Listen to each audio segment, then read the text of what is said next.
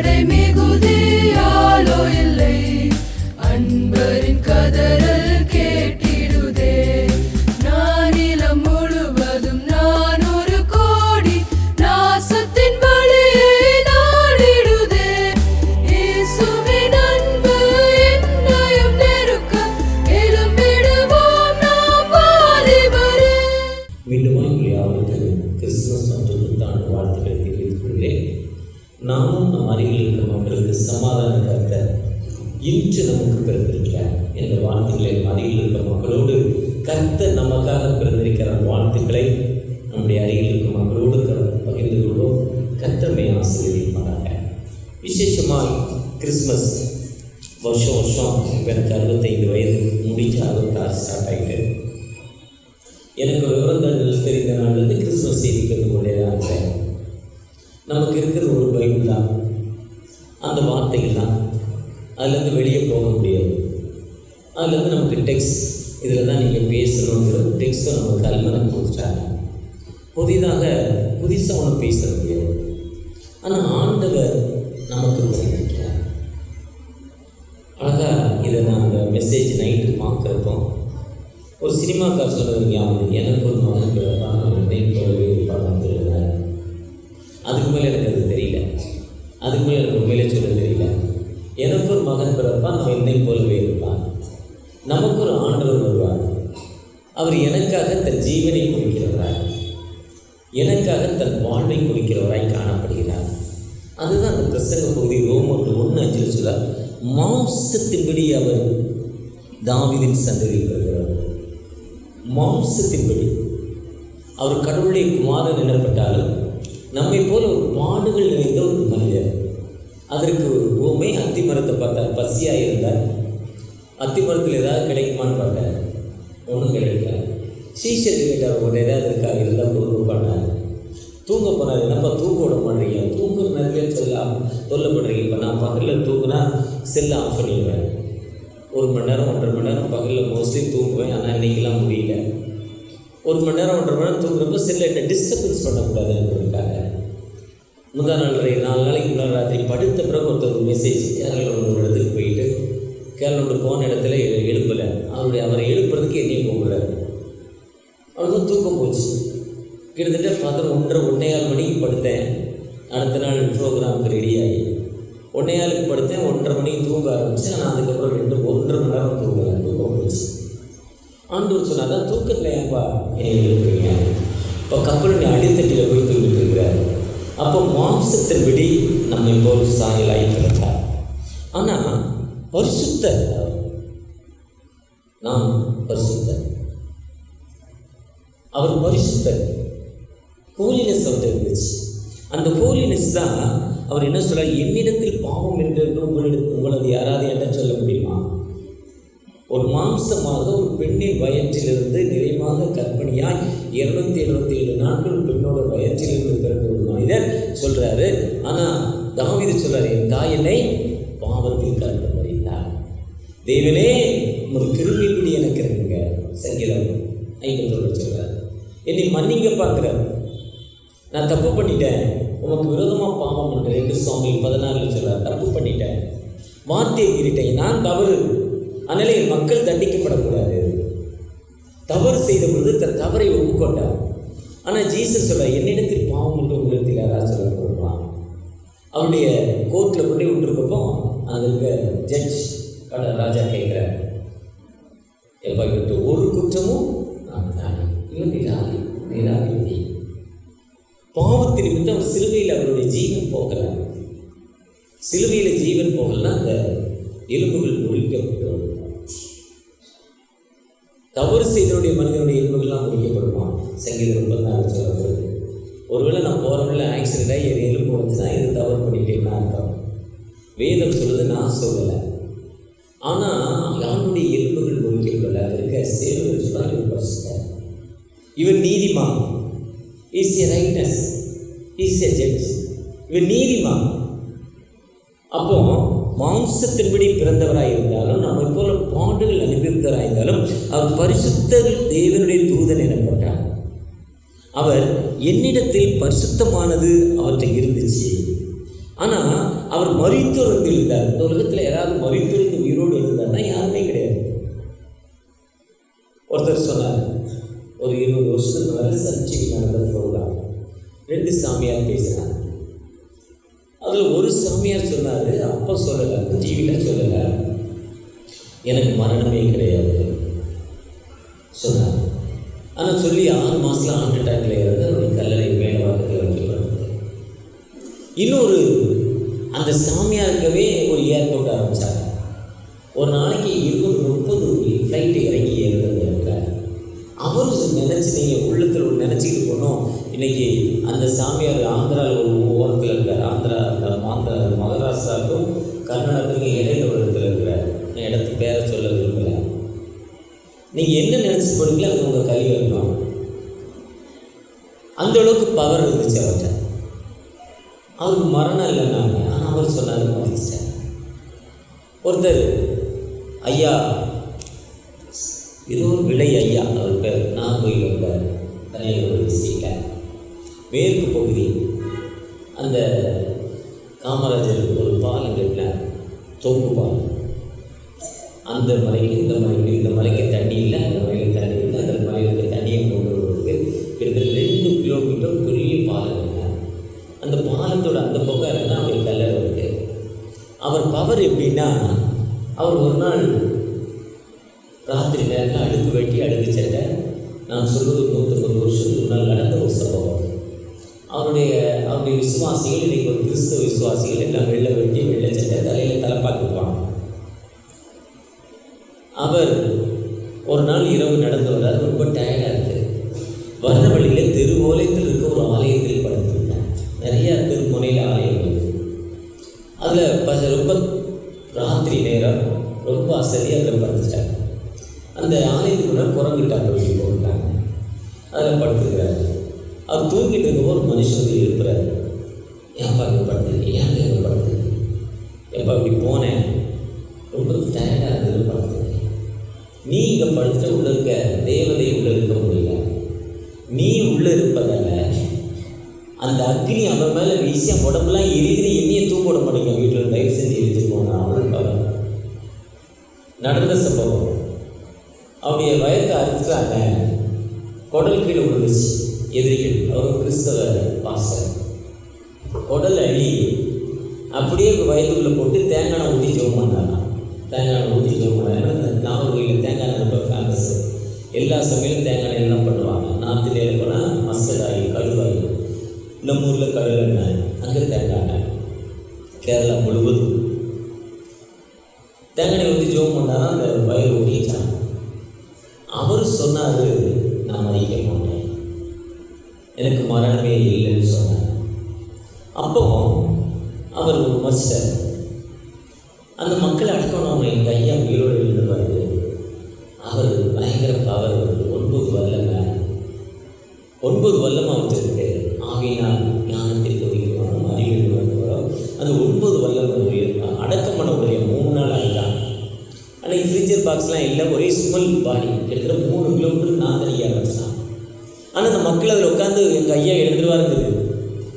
அவருடைய விவரமான ஒரு பையன் போய் போலீஸ் ஸ்டேஷன் ரிப்போர்ட் கொடுத்து அவருடைய கல்லறையை பூமிக்குள்ளே வைக்காமல் ஐயா உயிரோடு எழுந்தால் எழுந்திருப்பான். பூமிக்கு மேலே வச்சு சுற்றி செங்கல் வச்சு கல்லறை கட்டியிருக்காங்க.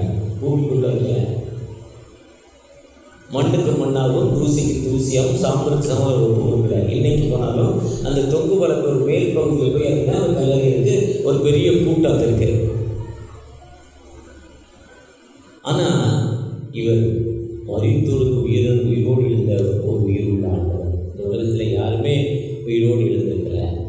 அந்த ஏன்னா ஜீசஸ் செஞ்ச அற்புதத்தை பவுலடிகள் செஞ்சுருக்காங்க, பேதடிகள் செஞ்சுருக்காங்க, இன்னைக்கு பெண்ணிகன் செஞ்சுக்கிட்டு இருக்கிறார், இன்னைக்கு சீகன் பாக் செய்தாங்க, இன்னைக்கு இருக்க அநேக மிஷனரிகள் செய்தாங்க.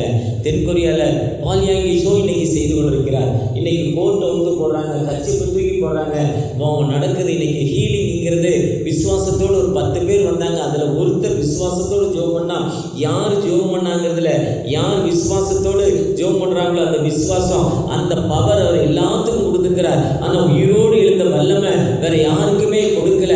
ஆனால் அவர் மரித்தோரில் புதிதாக நியமிக்கப்பட்ட ஒரு சர்வமுள்ள தேவன்.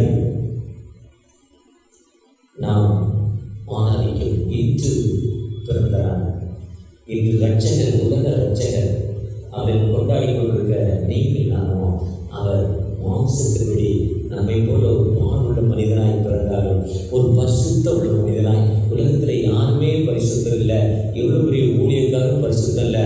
ஆனால் அவர் சொன்னார், என்னை பாவம் உள்ளது நூல் யாராவது சொல்ல போடுமான்னு கேட்டார். ஒருத்தர் கூட கை நீட்டப்பட இந்த பாவம் பண்ணிட்டேன், இந்த தப்பு பண்ணிட்டேன்னு அவன்கிட்ட போய் கேட்குறப்ப பல முறை இந்த பாவி இந்த நீ நியாயப்பிரமாணத்தை மீறினா மீறல. அதுதான் யோவான் 8:10 சொல்ல, உங்களில் பாவம் இல்லாத உண்மையில் கல்லறிய கடவுட்டேன். ஒருத்தர் கூட எரிய முடியல. அந்த அளவுக்கு ஒரு பவர்ஃபுல் மேன் நம்முடைய நாம ஆராதிக்கும் ஆண்டவர். அவர் வானத்தை பூமி படைத்தவர்.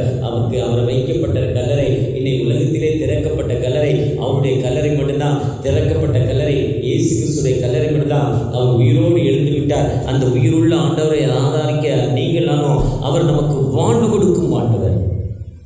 அதுதான் ஏசாயா 10 ஈசா என்னும் அடிமரத்தில் துளிர் தோன்றி ஞானத்தையும் உணர்வையும் கொடுக்குமாம்.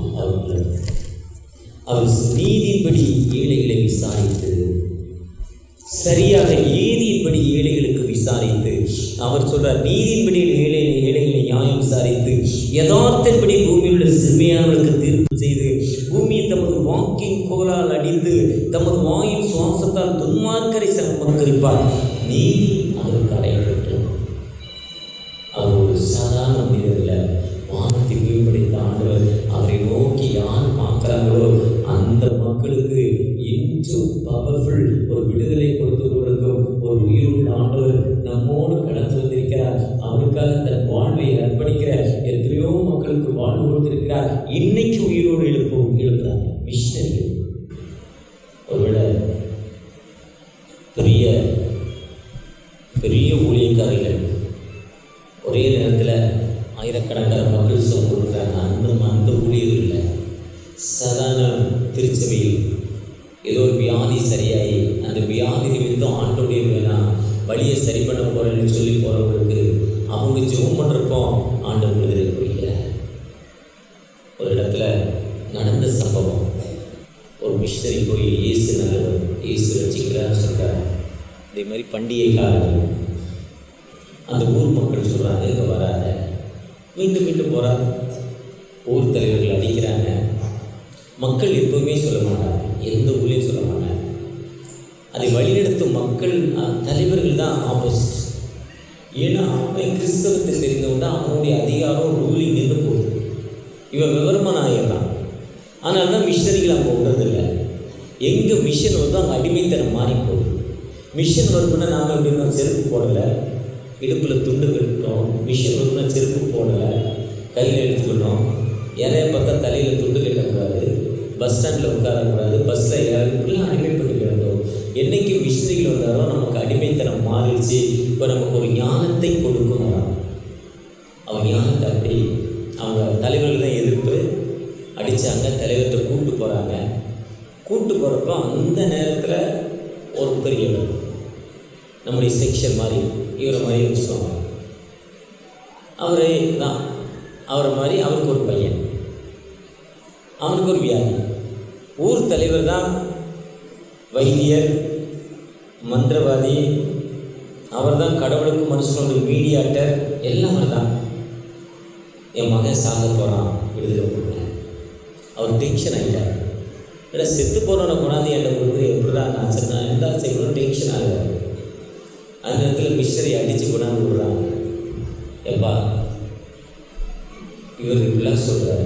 அப்போ அந்த தலைவர் சொல்கிறாரு, நீ சொல்கிறதெல்லாம் சரின்னா இப்போ ஒருத்தர் செத்து போனால் அவனை உயிரோடு எழுப்புடுறாங்க. செத்து 8 மணி நேரம் ஆகிடுச்சு, ஜீவன் போய் 8 மணி நேரம் ஆகிடுச்சு. உடம்புலாம் ஐஸ் ஆகிடுச்சு, ரத்த ஓட்டம் இல்லாமல் உடம்பெல்லாம் ஒரு மாதிரி ஆகிடுச்சு. ஆனால் அந்த மிஷனரி அந்த பையனுடைய மறித்த பாடியாக இருக்கிற பையனுடைய அப்பாட்ட, நீங்கள் விசுவாசத்தோடு ஜெபம் பண்ணுங்க, நானும் ஜெபம் பண்ணுறேன், நாங்கள் விடுதலை தருவார், என் நாங்கள் வாழ்வு தருவார். விசுவாசத்தோடு அந்த பாடி பக்கத்தில் கூட்டி போட்டு ஜெபம் பண்ணாங்க. கிட்டத்தட்ட ஒரு 10 நிமிடங்களில் 8 மணி நேரம் எந்தவித அசைவு இல்லாமல், பிளட் சர்க்குலேஷன் இல்லாமல், பிரீத்திங் இல்லாமல் இருந்த ஒரு மனிதன் 8 மணி நேரங்கள் உயிரோடு எடுத்தார். அந்த கிராமத்தில் 15 மிஷனரிகள் இருந்தாங்க. அதுதான் ஈசாயின் வடிவத்தில் குறிப்பற்றி ஏழைகளுக்கு வர திக்கற்ற மக்களுக்கு வாழ்வு. அதுதான் லூக்கா 4ஆம் அதிகாரத்தில் நம்ம இன்னைக்கு சரித்திரத்தை ஒவ்வொருத்தராக வாசிக்கலாம்.